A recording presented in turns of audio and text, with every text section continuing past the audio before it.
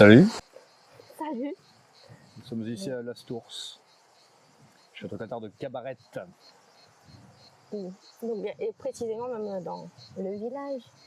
Exactement, le village castral, le village Catard, au pied de la montagne et au bord de la rivière qui est devant nous, qui est à sec pour l'instant.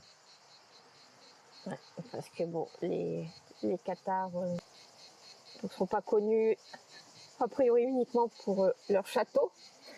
Et non. C'est parce qu'ils avaient aussi, surtout même une vie. Une vie normale, familiale, communautaire, dans les villages, en pierre comme ça. Bon, celui-là est en étage, le long de la montagne. Là, ils étaient la plupart du temps sur des sites qui associaient effectivement une rivière et une montagne. Et entre la rivière et la montagne, il y avait des galeries, des grottes et des cavités un peu partout. Une quarantaine ici à Cabaret. Mais ils avaient compris où se trouvait l'essentiel, en tout cas. Et comment le trouver, a priori. C'est peut-être pour ça que ça leur a été reproché. Ouais, c'est pour ça qu'ils fonctionnaient en dehors des systèmes sociaux, légaux, institutionnels de leur époque. Ils avaient recréé toute une socialité à échelle humaine. Il n'y avait pas besoin de fiscalité, il n'y avait pas besoin d'une hiérarchie sociale ou religieuse. Alors certes, ils reconnaissaient les seigneurs qui étaient encore occupés dans leurs occupations militaires et leurs rêves de puissance, de conquête et de domination, mais les seigneurs n'étaient pas embêtés d'avoir à côté d'eux, à la marge, ces communautés villageoises qui vivaient en paix et qui se consacraient à l'édification intérieure, on pourrait dire, la connaissance de soi et une vie saine, tournée vers la nature et consacrée effectivement à permettre à chacun de comprendre sa nature, de s'éveiller comme on dit de nos jours, tout simplement. C'était des communautés d'éveil. C'est l'impression que ça fait. C'est l'impression que ça fait. Mais quelle est l'importance de ce territoire, ici particulièrement, à ton avis? Je suis sûre que tu es allé chercher. Oui, parce que j'ai un tropisme par rapport à la roche, à l'élément minéral. Alors je me dis que cet environnement-là, grâce à sa géologie, à sa qualité, à la qualité des roches, à la qualité des minéraux, des minerais, facilitait ce travail de guérison et de connaissance de soi. Peut-être que la dimension thérapeutique ou initiatique chez les humains est favorisée par son environnement minéral et un certain contexte géologique qui induit un contexte vibratoire, une certaine qualité vibratoire dans l'environnement, dans les habitats. Peut-être que c'est pour ça qu'ils recherchaient les lieux où il y a beaucoup de granit, des schistes, des roches qui ont une forte vertu piézoélectrique. C'est une possibilité. Et l'eau aussi, le rôle de l'eau, c'est certain. Ils connaissaient a priori l'équivalent de ce qu'on appelle maintenant la mémoire de l'eau et les qualités purificatrices de l'eau. Je pense qu'ils maîtrisaient ça aussi.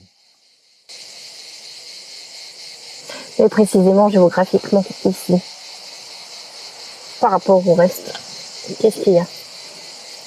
Non, on ne sait pas. Ah bah on ne sait pas, au-delà du contexte minéral, géologique et hydrographique, je ne saurais pas dire, non. Bon, en tout cas, on est content d'être là parce que c'est quand même l'un des rares endroits où on peut voir le village. En effet, ouais. Sinon, on parle toujours d'un château ou c'est Catard ou pas Catard, peu importe, mais en tout cas, ce qui est certain, c'est qu'il y a le village qui a existé et que cette fois, on en a les traces, on a l'écurie, on a le four, on a la forge, le petit salon, le four à chaud, les citernes, l'écurie. Oui. Et des beaux vestiges en plus qui sont bien entretenus. La maison, bah oui, la maison elle est juste là derrière nous. pas mal de murailles qui ont été redressées. C'est très bien fait, hein. Pour le coup, c'est une commune où ils se sont vraiment bien occupés de leurs vestiges, de leur château et de l'ancien habitat médiéval.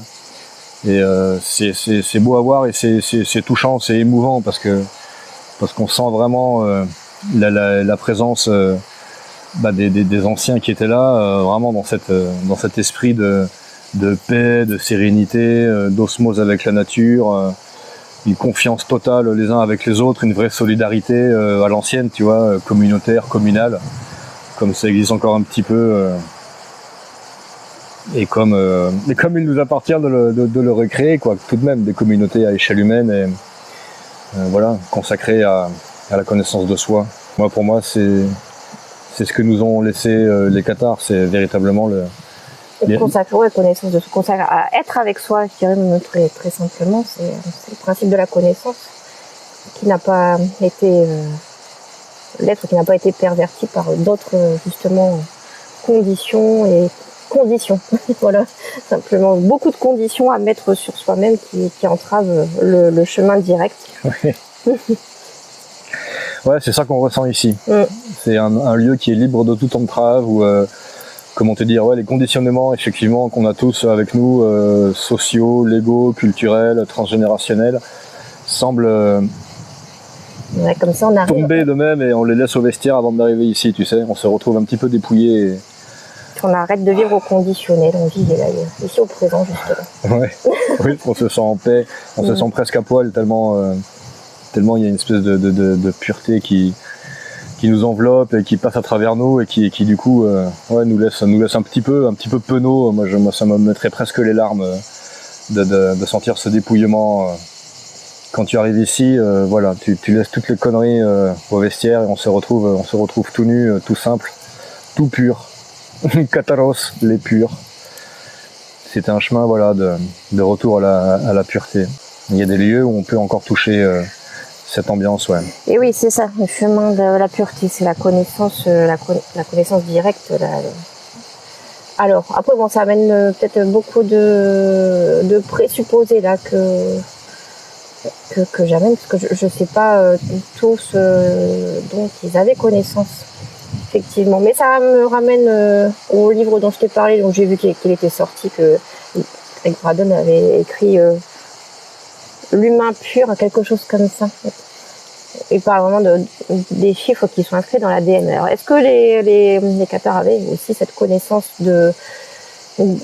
au-delà, enfin dans le chromosome directement dans l'ADN de cette information qui transcende la terre, le ciel, et qui nous ramène aussi donc à cette communication avec nos différents corps aussi, nos différents corps. Et tu connais ces études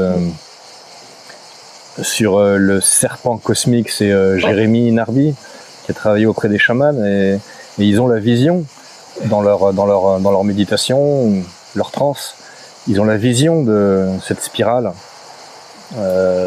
infinitésimale qui est au cœur de la cellule.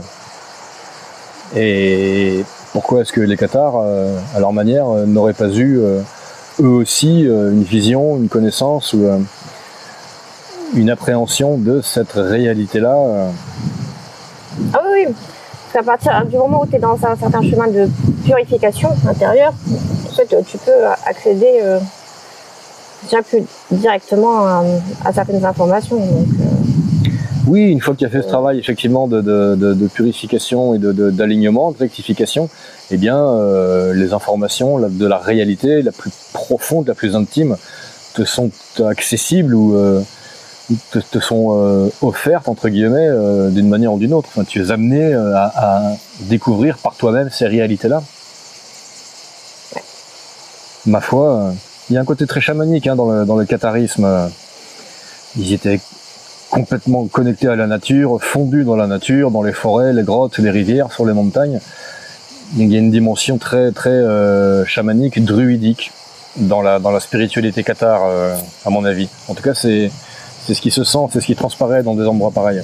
Tu te dis, voilà, ils n'avaient pas d'église, ou très peu, et puis quand ils utilisaient des monuments comme ça, c'était toujours par rapport au nombre d'or, et pour engendrer un effet vibratoire sur le corps, sur la cellule, sur les corps subtils. Et ça, c'est ce qui marche le mieux dans la nature, de toute façon. Peut-être qu'ils étaient simplement dans la présence. C'est clair. Sans chercher à faire quoi que ce soit. Ah bah ils n'avaient rien à prouver à personne, ça c'est sûr. Voilà. Merci. À bientôt.